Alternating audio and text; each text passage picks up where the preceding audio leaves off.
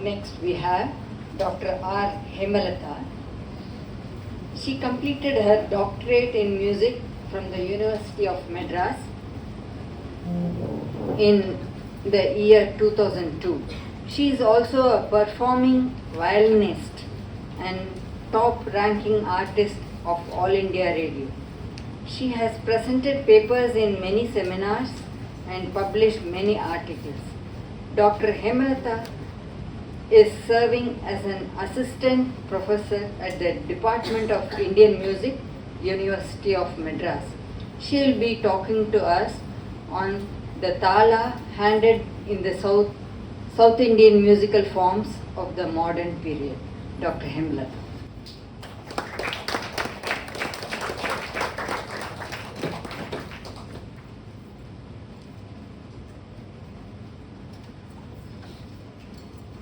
Namaste, one and all.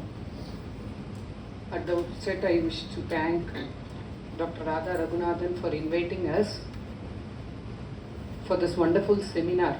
2 days it has been I would say rather enlightening us through the journey of whether it is a storytelling or a painting and through literature. It was wonderful to attend on both the days. Of course, we couldn't stay back yesterday afternoon because of some official work. And allowing us to learn something new. Because my forte is actually ragas. I have worked on ragas. And it has been I have been wondering why the ragas have been brought down from the 16th century to the 21st century. There is a continuity, whereas there is a break in the Tāla system. That's why I wanted to venture into this topic. Hope I do justification to this topic. Yeah.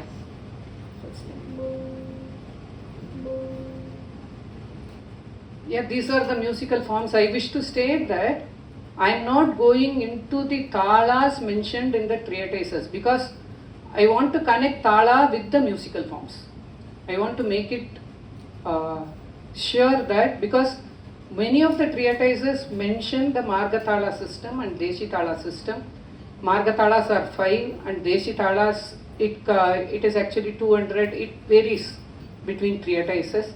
And there is the 108 Tāla system, and you also have 72 Melakarta Tālas, which are all new inventions. That is, it has been happening over the time.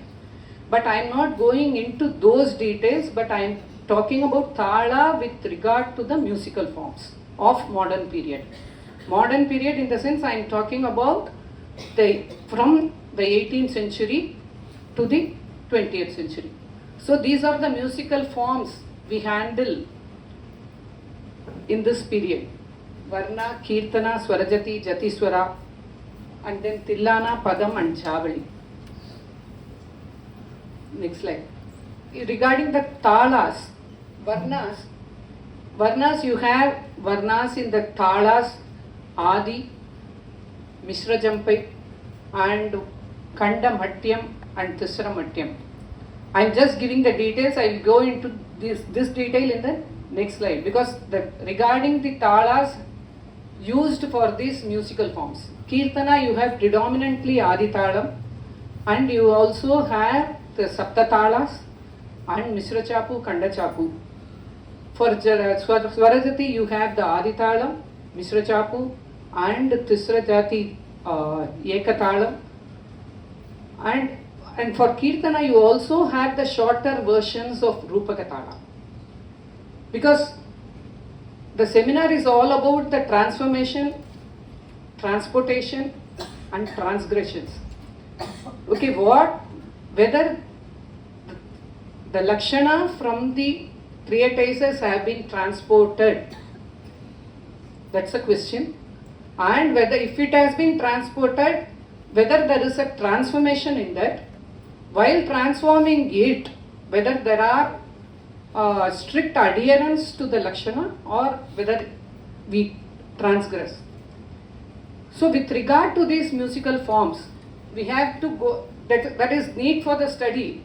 Only a fewer Tāla-s have been used in these musical forms. As I said, it is predominantly Adi, Rupaka, Mishra Chapu, Chapu, Kanda Chapu, or the shorter version of Rupaka Tāla. And if at all you have other Tāla-s, it is the Sapta Tāla-s where you have the Dikshitar, Muthuswami Dikshita's Vara Kirtanas, which have been composed in Dhruva, Matya, Rupaka, Triputa, Jampa, Atta, and Eka or Adi. And that is Sapta Tāla-s and Adi Chapu and other varieties. Next slide. As I said earlier, the ragas, if you look at the ragas, during the period of Chaturdandi Prakashika, 1620, the number of ragas that were in the system was 55. And in 1684, it actually doubles in Raga Lakshanamu of Shayaji, where he mentions 114 ragas. And after that, in 1750, you have Raga Lakshanam of Muddu Venkatamaki, where you come across the names for the 72 Ragang ragas. Parallelly, you have the 72 Melakarta ragas in Sankara Chudamani and their derivatives, where the number of ragas goes to 200 and plus. Now we have around 300 to 400 ragas. But in the case of Tāla-s, originally the Tāla-s were 5 Marga Tāla-s and 200 plus Deshi Tāla-s. And if you add up the 108 Tāla-s to that list, because Sangeeta Ratnakara mentions Marga and Deshi Tāla-s. And in the Tamil tradition, you have the Tāla Samudram, where you have Marga and Deshi Tāla-s. And in Chachaputta Vinbai, you have the 113 Tāla-s. And these 100 plus Tāla-s, now we use only 15 to 20 Tāla-s. What is the reason for the decline in the number of Tāla-s against the increasing number of ragas? So the study is imperative to look at the decline of the Tāla system.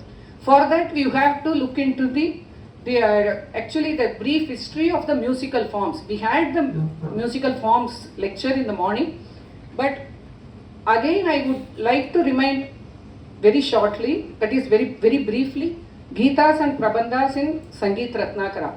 Sangeet Ratnakara, Prabandhas, it talks about two types of Prabandhas, Shuddha and Chayalaka, which is also known as Salaga Shuddha Prabandhas.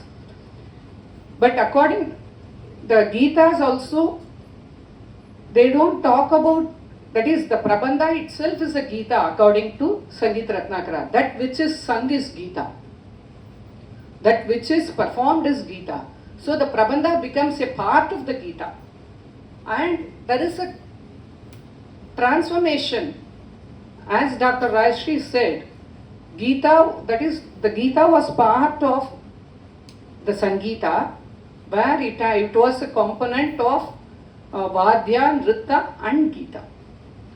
That transformed into a pure Sangeeta, that is what we are talking about today, at the time of Chaturdandi Prakashika, that is in 1620.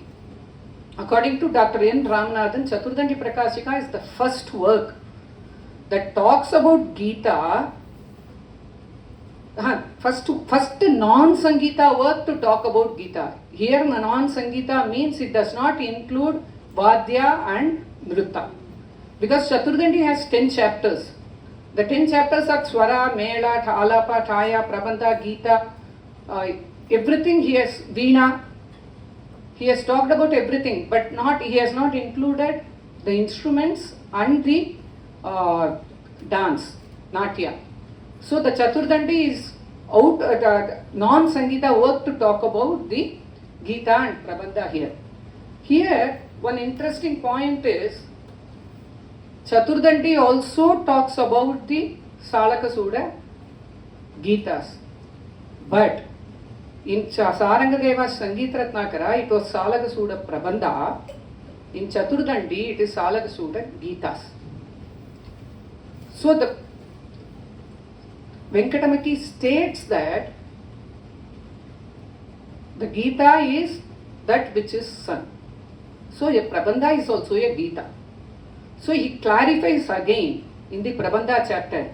When you discuss about the Gita, when you talk about the Gita which is part of the Prabandha in the Gita chapter itself, what are you going to talk about in the Prabandha chapter?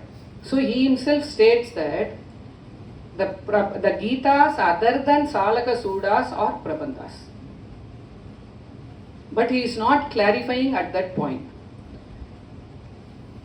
In the Salaka Suda Prabandhas, he gives 7 varieties. 7 varieties, it would be interesting to note that the 7 varieties are named after the Tāla-s. Dhruva, Matta, Pratimatta, Nisharuka, Addatala, and Rasa Tāla, Ekatali. And again under this, all these 7 you have varieties. Dhruva has,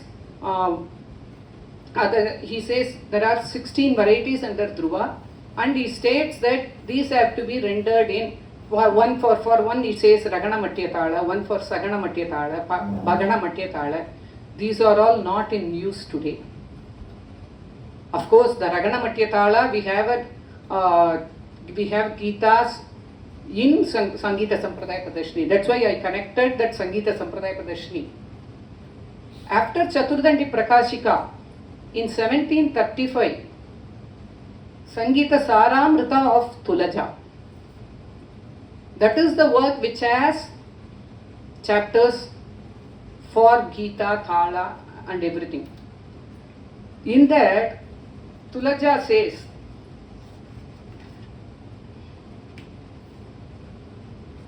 after giving the description of the Salaka Suda, Tulaja states that is actually, he raises a question.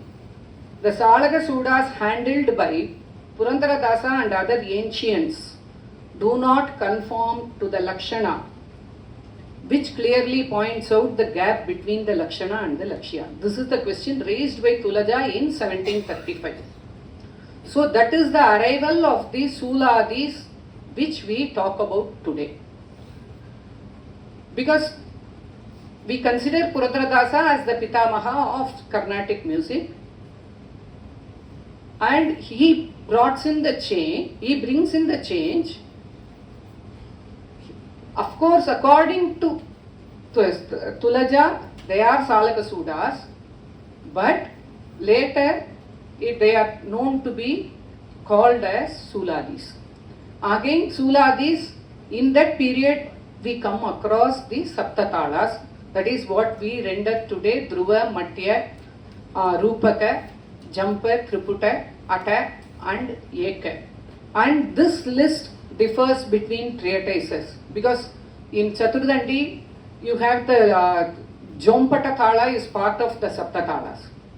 Jompata Thala is, the structure of the Jompata Thala is similar to that we use today in Adi Thala. But the name Adi is not mentioned there. And the connotation of Gita and the form of Gita changes during the period of Chaturdandi. And in Sangeeta Sampradaya Pradarshini of Subram Dikshidhar, published in the year 1904, we have many Gitas with notation attributed to Venkatamaki, but of course it is not of Venkatamaki, it is of Muddu Venkatamaki, one of the descendants of Venkatamaki. There are reasons for that, because many of the ragas mentioned by Muddu Venkatamaki are not in Venkatamaki's Chaturdandi Prakashika, and the Gitas are available in these ragas. So scholars believe that it is of some other Venkatamaki, but Subram Dikshidhar was not aware of this. So he mentions the Muddu Venkatamaki also as Venkatamaki. So he attributes all the Gitas to Venkatamaki of 1620, but it is of Muddu Venkatamaki. So you have Gitas in Sangeeta Sampradaya Pradarshini with notation. Here we find the Tāla-s, Rupaka Dhruva, Dhruva Rupaka, Ragana Matya, these types of talas which are mentioned in the earlier treatises have been used here. And in Sampradaya Pradashini we also have Suladis of Puradharadasa with notation. One interesting feature is in the Raga Devagandhari he gives a Suladi which is actually a Tala Malika. He doesn't mention it as a Tala Malika, but it has it starts with Adi Tala and then goes to Kandajati, Ragana, Matya Tala, and then you have Rupaka Tala and all the other talas. But here we have to understand the fact that the Sapta talas have only 3 angas, namely Lagu, Dhrutam and Anudhrutam. That is, Lagu is the beat with the fingers and the Dhrutam is the beat and a wave, they call it as, and Anudhrutam has only beat. All the musical forms we use today have these 3 angas predominantly. The other 3 angas, Shadangas, we call them as 6 angas. The other 3 angas are Guru, Plutam and Kakapadam. There is a long history for this because previously the Anudhrutam was not there, Dhrutam was there, Lagu was the smallest unit, and all the other units, that is the other angas, namely the Guru and Plutam, were measured in terms of Lagu. For example, if Lagu is 1, 2, 3, 4, then Guru will become 1, 2, 3, 4, 5, 6, 7, 8. And Plutam will become 1, 2, 3, 4, 5, 6, 7, 8, 9, 10, 11, 12. This is the description seen in the text. Guru and Plutam were explained in terms of Lagu.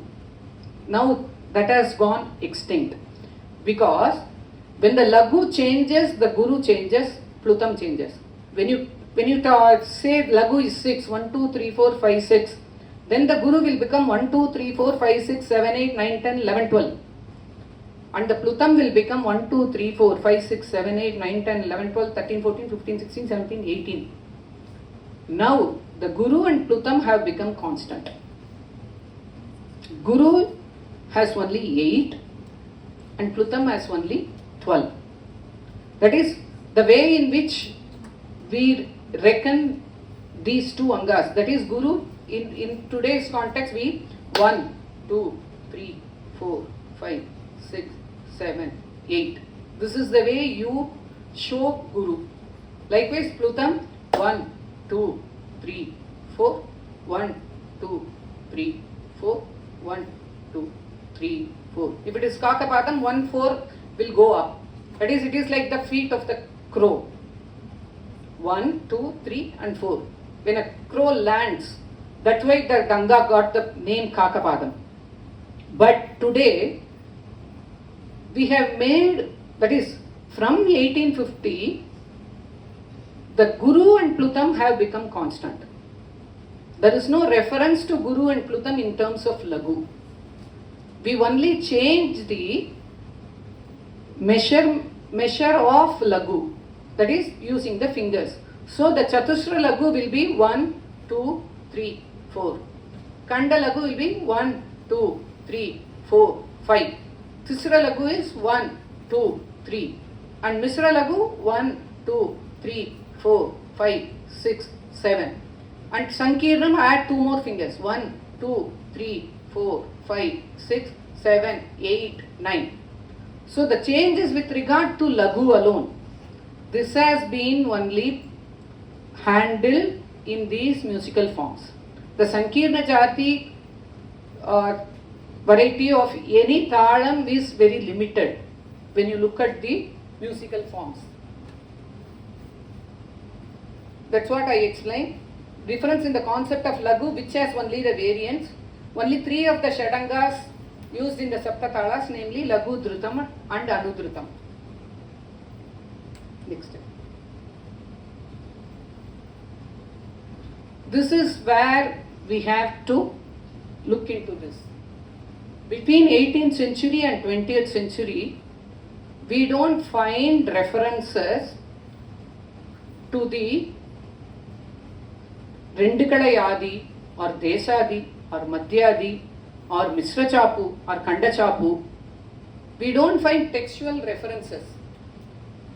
And with regard to musical forms, Gitas and Prabandhas have been documented extensively.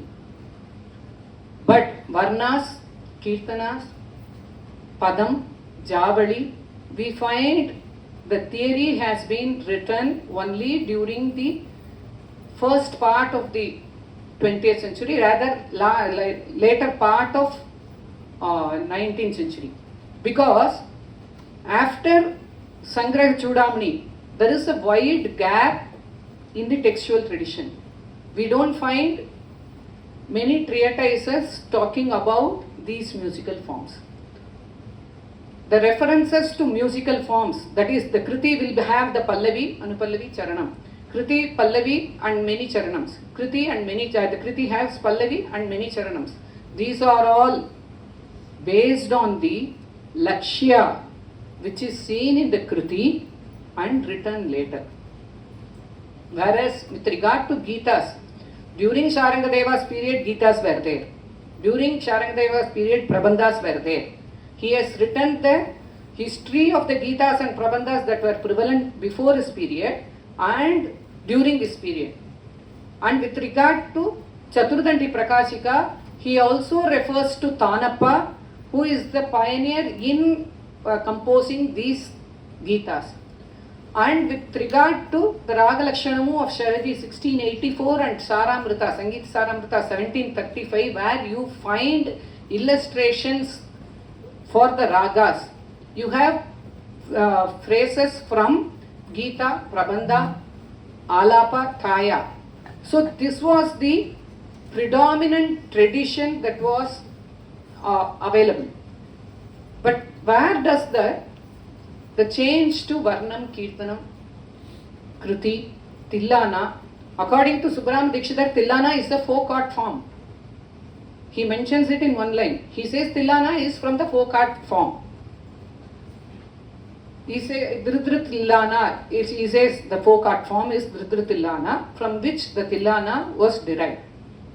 And Varna he gives a Lakshana, but if you look at the Lakshana, if you look at the Varnas given in Sampradaya Pradeshni, there is a gap between the Lakshana given by Subramanian Dikshidhar and what is seen in Lakshya. So there is a transformation here from Gita Prabandha to the Varna Kirtana tradition. You don't have enough documentation for these musical forms, because all these musical forms are seen only in the books available after 1850. Veena Ramanuja in his Sangeet Sarvartha Sara Sangramu gives a list of Kirtanas of Tyagaraja, and so there is a debate between whether it is a Kirtana or a Kriti. Kriti is, Professor Samamurthy says Kriti is more technical and Kirtana is more devotional, but in Kriti also we find devotion.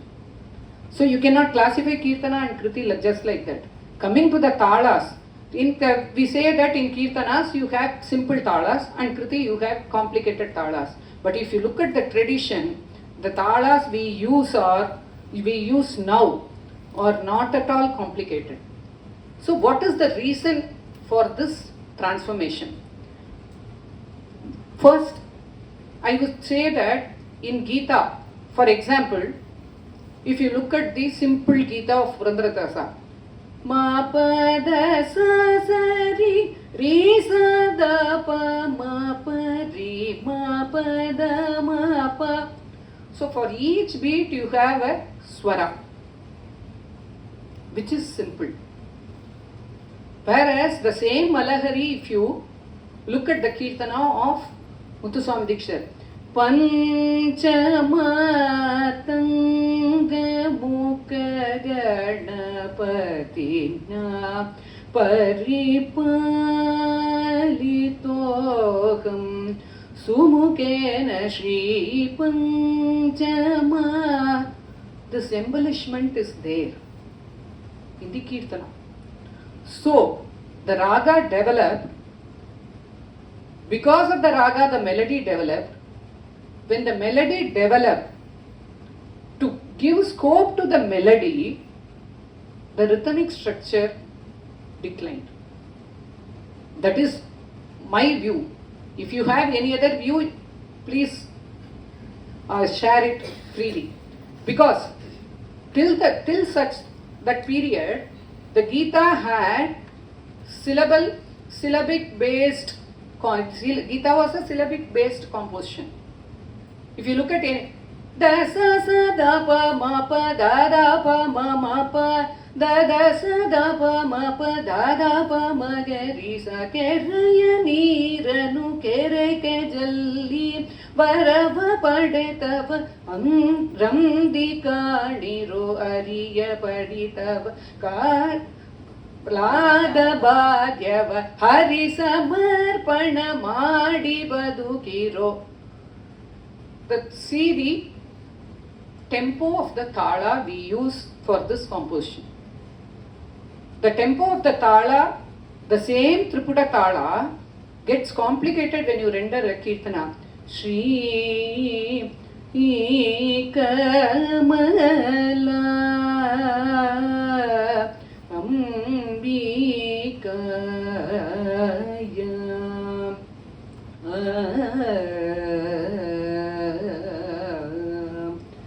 So, if you take that as a pulse of the composition, that is, the sa sa becomes re re ga ma pa da ba ma. So, da ba ma, that is the maximum pulse seen here. So, maximum, if it lends scope for 4 swaras per beat, then the tempo of the melody decreases. When the tempo of the melody decreases, you give scope for the melody to expand. Ga ga ri sa sa ri ri ga ga ri ri sa ri ga ri sa da sa ri ga pa ga ri sa ri. If it had been ga ga ri sa sa ri ri ga ga ri ri sa ri ga ri sa da sa ri ga pa ga ri, if we had put it like that, then we would not have concentration with regard to melody. If we had kept the Tāla as seen in Gita as such for Varna. So what had happened, the melody part was given importance. So when the melody was actually, we have to put it like this, the tempo of the composition we rendered till 1650 or 1700 or even 1750, because 1750 is the period of the advent of Varna into the system. Till such time, the musical forms were rendered in a slightly higher tempo. And to give scope for the melody, we have dragged these musical forms. I would not say these musical forms, because the advent of new musical forms provided scope for the melody to expand, but in turn we have lost the rhythmic structure that was available for over 700 years. For example, we normally say that Muthuswami Dikshidhar has composed in slow pace. Shri Subramanyaya Namaste. This is the original Rupaka Tālam. Most of the Tyagaraja compositions, we are rendering it in the shorter version of Rupaka Tālam. After dragging the entire melody and the entire musical form, now we are going again into, we need fast compositions for the concerts. So what happened? What is there available in the notation? For example, Ninnu Neranam Minanura. This is the notation available till 1950.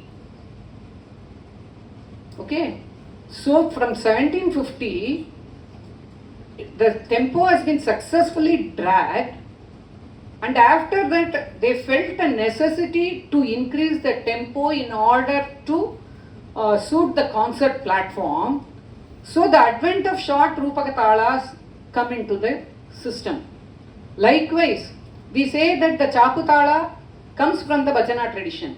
Bhajana tradition, again, if you look at the Bhajana tradition, the emphasis on the Sahitya rather than the melody. So the Chapu Tālam is the shorter variety of this 1, 2, 3, 4, 5, 6, 7 becomes 1, 2, 3, 4, 5, 6, 7, 1, 2, 3, 4, 5, 6, 7. We have reduced it to 7. From 7 to 3.5 we have reduced it. Most of the composition.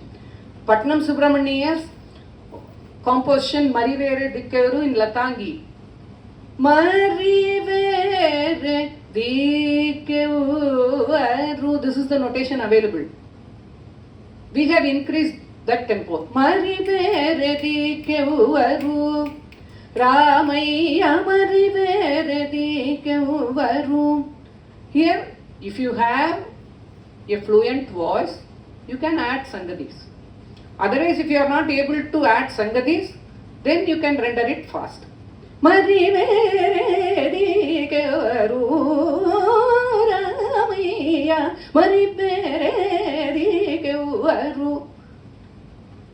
Because here you cannot add sangadis.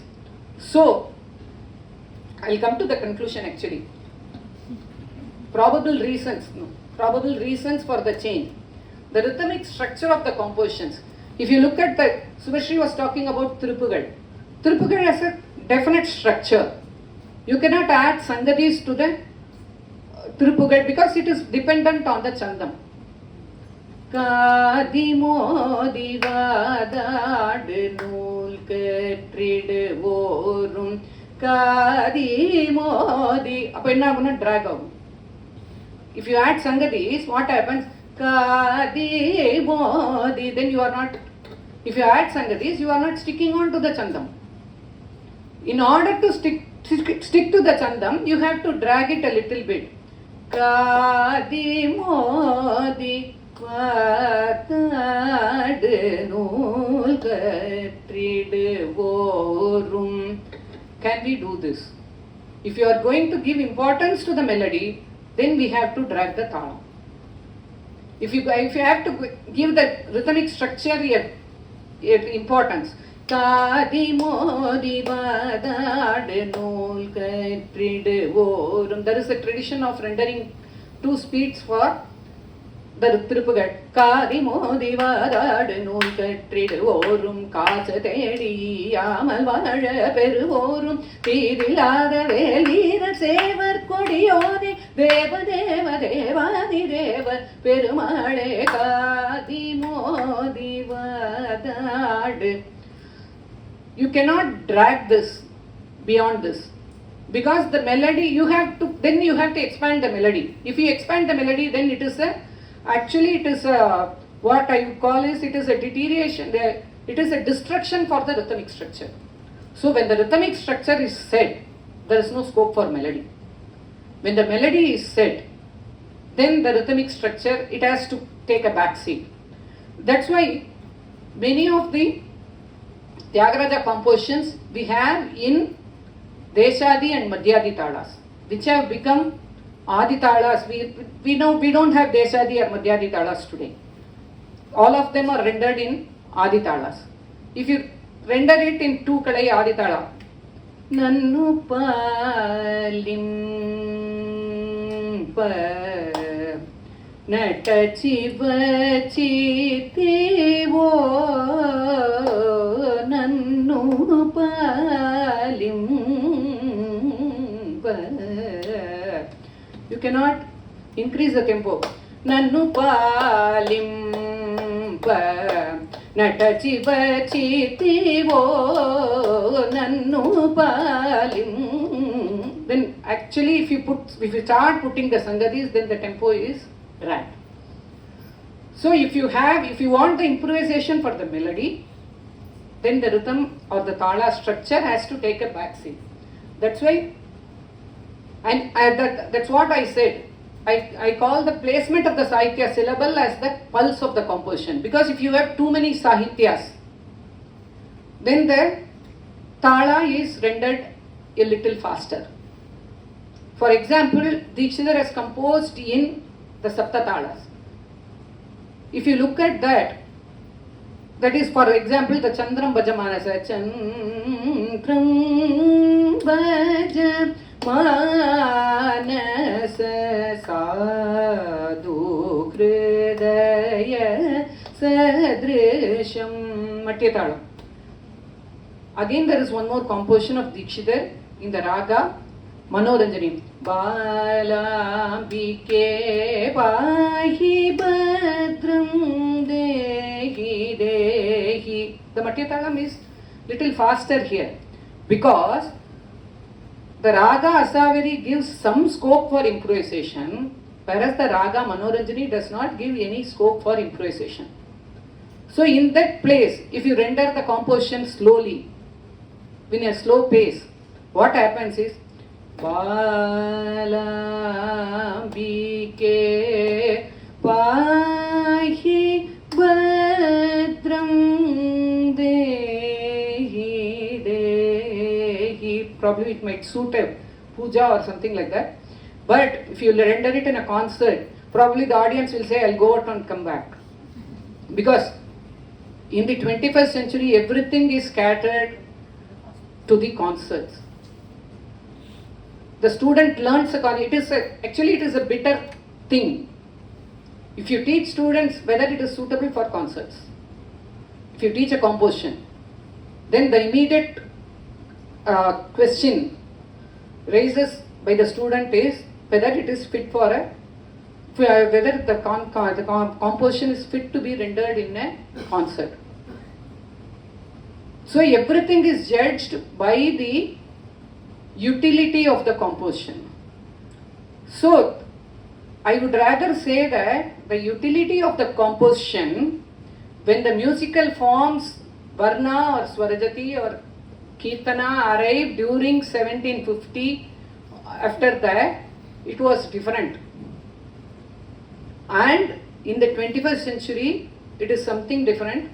And when you look at the arrival of the shorter versions of the Tala, we can very well say that the shorter versions arrived only because of the concert platforms and the utility of the composition.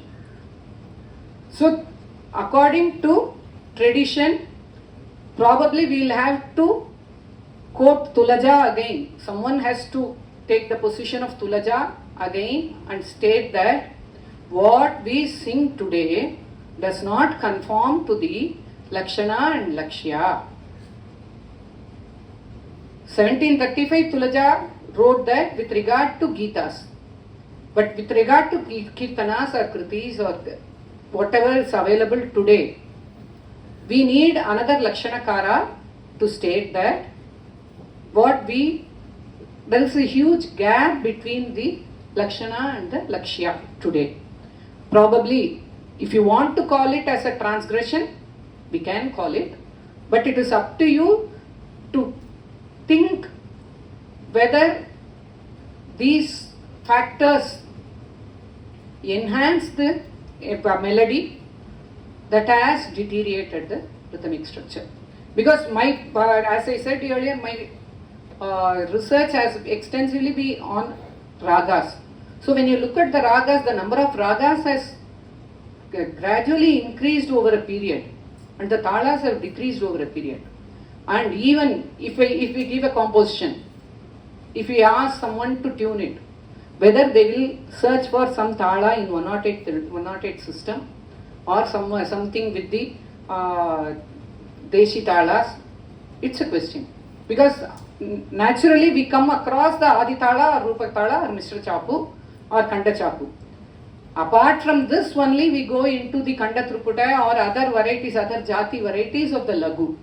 So we have lost many compositions set in Mishra Jampa to Kanda Chapu. Many of the composition. For example, Dikshidhar's Abhaya Bikaya Param Vechita, this is being rendered Abhaya Mikaya. Because we actually look for the need for a faster composition in a concert. So we are tampering with the original what is available in the notation or documented source. So in order, that's why many of the Dikshidhar Kritis are not rendered in the concert circle, because we believe that it lends scope to the melody, but naturally where you cannot have a definite rhythm by the percussionist, it needs lot of what you call as internalization when you accompany the accompany for the Dikshidhar Kritis. So I think I have summed up. So when the final word is when the melody increases, that is, it is we can call it as inversely proportional. When the melody increases, the rhythm decreases. If you have to give importance to the rhythmic structure, then you have to look for because some of them are actually rendering pallavis in the rare Tāla-s, but again there the melody is being restricted, because when you do, every time you have to keep, when you do a pallavi for 128 aksharas, then naturally it has to be memorized. From the right from the first day you cannot do improvisation unless you memorize the pallavi. After you memorize the pallavi and you internalize it, probably it might take 6 months to do a manodharmam for that pallavi. So it takes lot of effort to take melody and rhythm in the same upward direction. So probably with paucity of time we have lost the rhythmic structure and we have given importance to the melodic structure. Thank you. That is something amazing for a scholar whose grounding is in ragas to go so deep into the Tāla aspect. And of course, I would not, because we have had a very deep exposition of how this whole thing has deteriorated over time, over centuries. And also there has been a huge gap in the literature, on the treatises on the way the Tāla-s were and how they developed in between over 7 centuries is something needs to be researched upon, and you have all your scholars to do that. Anyway, but she has a very important question to all of us, a very pertinent question to all of us. She says, in today's fast-moving world, we don't have time for even music. That's what she says. Something music, we should be more relaxing to us. There also, we don't have time, and I'm one of them. I don't find time to listen to anything. Let me tell you that. So I also lost a lot of my touch with music over years. Ever since once you get deeper and deeper into something else, you forget that you even have to sleep. It goes to that extent. Yes, and she says that what we sing today does not conform to Lakshana or Lakshya as was given in the treatises. And this is something, like you say, maybe, some new musicologist will come out with a new Lakshana and new Lakshya depending on what is being sung today. Because this is what, I was talking about in our concept note, when we say that something, the text can be transported as it is or transformed or transgressed from the text to the way they are expressed in art form. Or it could be that that art form inspires a text. And so the many grammars, like even Panini's grammar was written more of what was the language that was spoken than that this is how you should speak the language. No.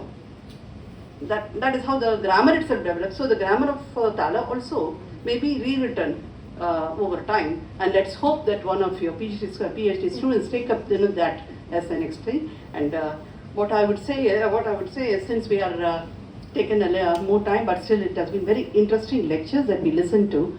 we would like to spend maximum 5 minutes for question answers, because then everybody must be hungry, and some of us have to go out and come back on time. Therefore, we will take 5 minutes, one question on each speaker. 4 speakers waiting here, like starting with Mr. Keshav, Professor Rajshri, Professor Subhashri and Hemalatha. So one question each, please, towards each speaker, and we close within 5 to maximum 10 minutes, please. Okay.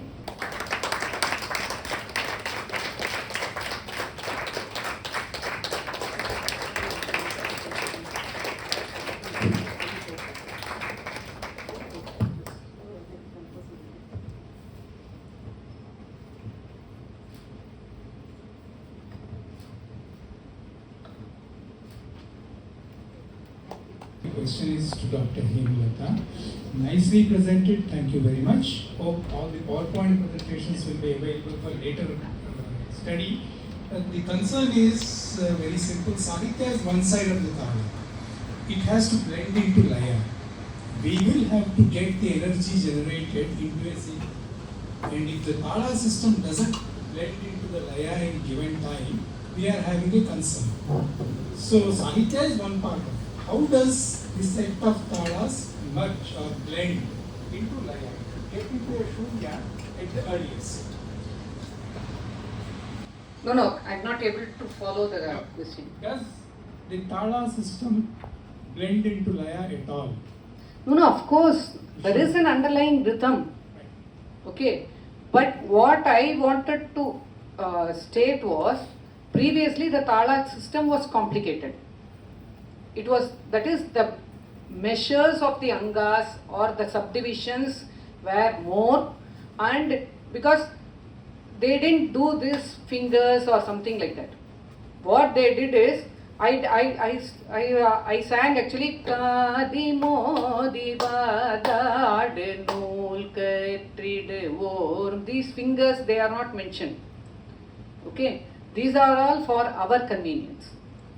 But there is an underlying rhythm. Kadi Modi Badad Nool Katrid Vorum. Here, there is an underlying rhythm.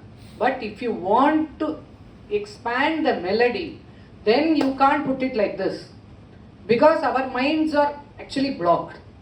That's why we have lost so many Tālas. That's what my argument is. How does the ka come to zero? The dominant sound in what you have sang. I don't understand Tamil the way you people understand.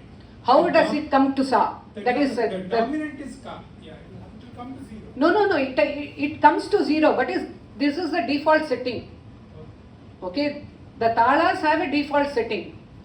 Whether it is 1, 2, 3, 4, 5, 6, 7, 8, then it comes back to 1. Okay, Teli si Rama Chindana to Namamu Teli si Rama Chind. So the composition is set in such a way that you can repeat it again from the first point. But if you sing the swaras, then it is an improvisation. It is an improvisation. Re re ga ma ba ma ga ma re ga ma re sa ni pa ri sa re ga ma ba da pa pa ma re. Then there is no division of the one. Even though the one is coming back, there is no emphasis on one. If I start putting the emphasis on one, then the improvisation is lost. Okay, the composition is set, so the composition comes back to 1 or 0, whatever you call. But if it is not a set composition, then it doesn't come, it comes probably after 10 avartas or 15 avartas or 20 avartas according to the improvisation of the musician. On you, when it comes to zero, first position on you, the musician. It should be independent of the musician, zero independent of the musician. Yeah, 0 is independent of the musician. That's what I said, but 0 is not independent of the musical form. Because the musical forms comes back to 0 in every avartam. You have only one line of Sahitya. Teli si Rama Chindana to Namamo. You can't leave gap there. Teli si Rama Chindana. I can't sing like that. Because since it is a set composition, for each and every avarta it comes back to 0.